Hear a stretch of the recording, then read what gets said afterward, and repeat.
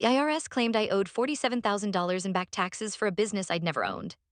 Letter arrived on a Tuesday, threatening asset seizure and legal action for my failure to pay corporate taxes for Mitchell's mobile detailing service. I read it 3 times before calling the number, convinced there'd been some clerical error. The IRS agent was surprisingly hostile. She cut me off mid-sentence and said, "Sir, we have your business registration, your tax filings, and bank records showing significant cash deposits. Are you claiming you don't own this business?" When I said yes, she sighed loudly and said, "That's what they all say." I learned that someone had been operating a mobile car detailing business under my name and social security number for 2 years. They'd filed business registration paperwork with the state, opened business bank accounts, and even had a website featuring my photo as the owner and operator. The fake Mitchell had been reporting just enough income to stay off the radar but not paying any taxes.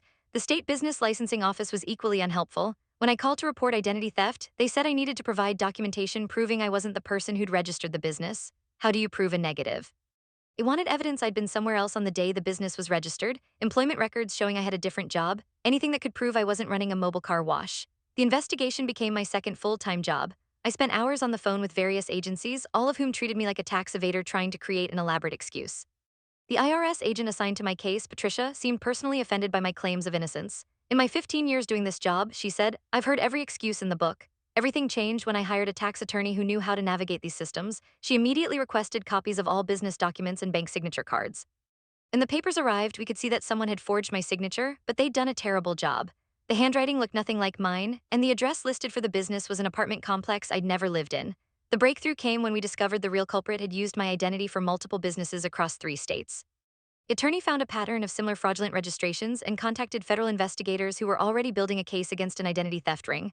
They'd been looking for victims like me. Patricia's attitude completely changed once the federal agents got involved. Suddenly, she was apologetic and helpful, expediting the paperwork to clear my name and remove all tax obligations.